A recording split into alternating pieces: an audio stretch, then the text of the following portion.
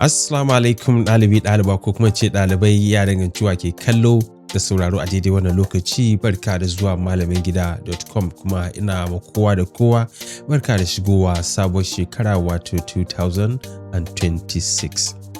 A wannan darasin za mu ci gaba daga yadda muka tsaya, sai dai za ku iya lura cewa idan har kana bibiyar mu za ka tarar da cewa ya ɗan kwan biyu da ba mu sauƙi darussa akan gina manhajan yanar gizo ma'ana website ba.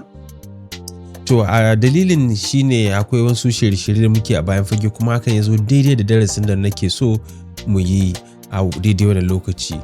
Amma kafin nan mu fahimci abin da nake nufi, bari mu nufi fuskar na'ura mu ga abin da ya sauka. Kamar da muke gani a fuskar na'urar tawa, na kunna browser na kuma zan je ni zaka.com.ng. To danna wato wannan wato address ɗin ke da wuya, ko da shike ya turo mana reload, amma bari mu sake. To abin da za mu gani a nan an nuna mana cewa fa this account has been suspended. To idan ba ku manta ba, lokacin da muka fara gina manhajan yanar gizo mun siya na watanni kaɗan ne.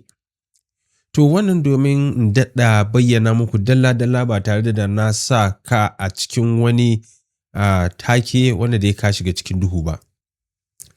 A wannan lokacin da muke na suspension, dama idan ta ƙare za a baka lokaci da za ka biya kuɗi.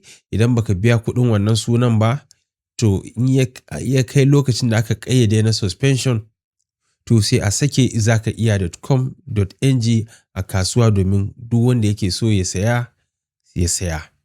To abin da za mu yi a nan, tun da yanzu an nuna mana cewa is suspended, ba a sayar ba kuma ba a bar mana ba, an ba mu ɗan zarafi ne da ya kamata mu yi wani abu a kai. To tun da Q servers ne, bari zo ni shafi na Q servers, za mu tar da cewa ga sauran ma'ana kayan aiki da muka saya a nan. To za ka ga a nan akwai zaka.com.ng, sai aka ce fa wannan is suspended. To bari mu danna mu ga menene za mu iya yi game da wannan matsalar. To kawo mu nan ke da wuya za ta nuna mana cewa fa a nan dole ne mu ɗauki mataki. Muna so ne mu sake warware wannan matsalan a ce dai to mun biya. To idan ka samu kanka cikin wannan hali, za ka ga a nan wajen an ce mana ba, an ce overdue on payment. This hosting package is currently suspended. You cannot continue to use or manage this package until it is reactivated. To dole sai an sake reactivating ɗinta. To dama idan muka lura nan wajen, ga lokacin da muka rajista, mun yi rajista a ranar 28 ga watan tara, sannan kuma ana buƙatar mu sake biya a ranar 28 ga watan 12, wanda ba mu yi hakan ba har lokaci ta ƙure mana. To abin da za a yi shine za mu iya buɗe ticket mu ce to muna so su buɗe mana. Domin yanzu idan na zo ne nan manage domain, to abin da zai kamo wannan shafin. To a nan lokacin za ka ga a wannan daidai shafin za ka ga an ce fa a nan domain currently unlocked. You should enable the registrar lock unless you are transferring the domain. To a nan wajen ya tsaya fa unlock, ma'ana in ba mu yi wani abu a kai ba za a iya ɗauka a ba wani. To abin da za mu yi, sai dai aka ce sai dai in muna so da mu ɗauka mu ba wani ne. To a nan wajen kuka lura nan akwai wani abin da ake kira EPP code. Me ake nufi da EPP code? Ma'ana kamar yadda na biya wannan kuɗin, ba wanda zai iya sake biyan kuɗin a bashi wannan sunan. Amma idan har ina so in sai da sunan ma wani, to zan danna wannan EPP code ɗin, za ta generate min wasu nambobi, sai in ba wanda zai saya nan gaba. To a nan ne za a nuna cewa fa kaman an sha hannu, ma'ana akwai yarjejeniya tsakanin wanda dama yake rike da sunan da wanda kuma zai sayi sabuwar sunan. Saboda haka bari mu je mu registrar lock, sai mu ce enable register lock. Idan muka zo mu sai mu danna mu ga abin da zai afku.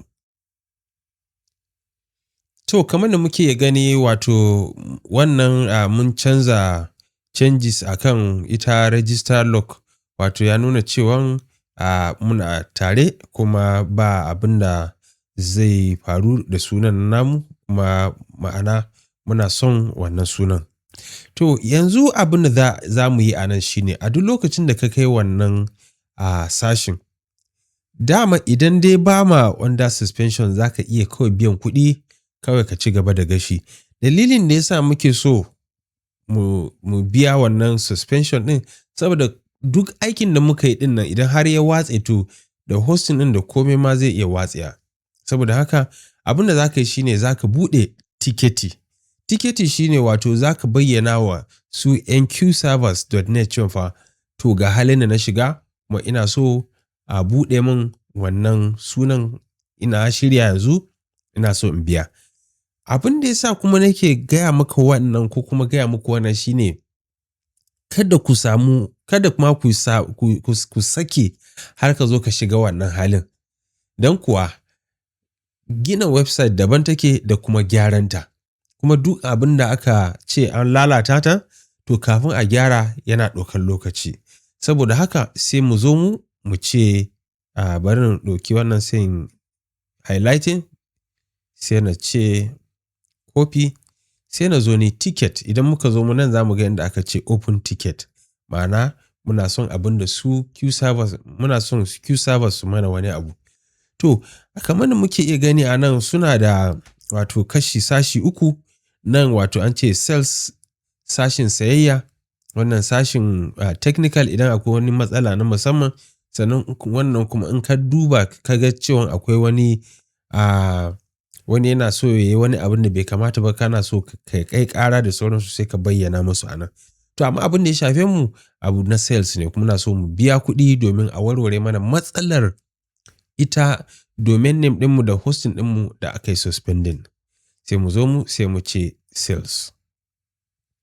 To a nan dama ga suna zai fito da email address da komai, sai mu pasting abin da muka rubuta. Sai mu ce zakaiya.com ko kuma mu ce reactivation of, to yanzu wato mun nuna cewa mun shirya kenan.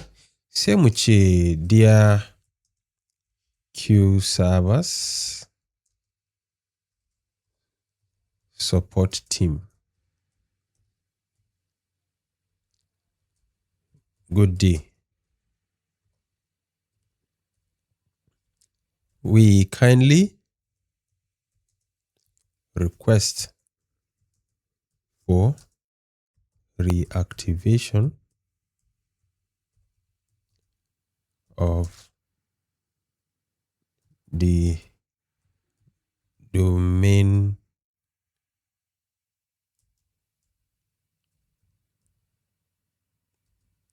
name above.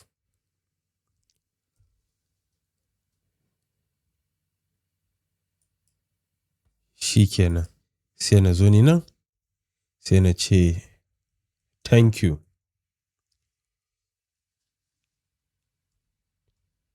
To kada ka ƙara, kada ka rage yadda muka yi yanzu haka. Idan mun kammala, idan akwai wani ɗan ko hoto da muke so mu bayyana musu cewa ga halin da aka shiga, za mu iya wato screenshotting sai mu ce gashi. Yanzu kamar nan wajen an ce suspended, za mu iya zuwa mu ɗauko, bari mu zo da wannan sai mu zana, wato na amfani ne da snipping tool, wato shine screenshot kenan ta na'ura. Sai mu zo sai mu yi saving, sai mu ce zaka iya, kawai suna ne don mu fahimci inda take. To idan muka zo mu nan inda muke buɗe tiketi, za mu iya cewa choose file, sai mu zo pictures, sai mu zo nan sai mu ce gashi. To idan muka uploading ɗinta ta kammala, sai mu submitting, sai mu ce submit.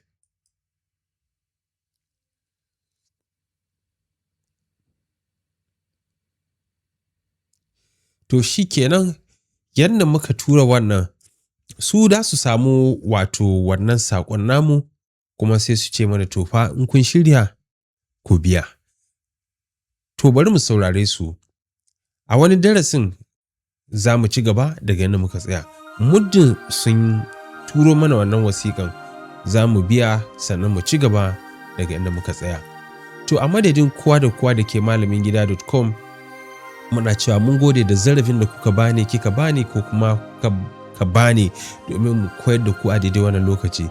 Sannan kuma sanarwa ta musamman shine akwai waɗanda suka samu matsala wajen shiga ajinmu na Microsoft Word to mun warware ta. Sannan kuma jaruman malamin gida su ma za su yi shiga shafuffukansu kai tsaye su sauke duk wani abin da muka tanada musu. Sai na haɗu da kai ke ku a darasi na gaba. Na gode.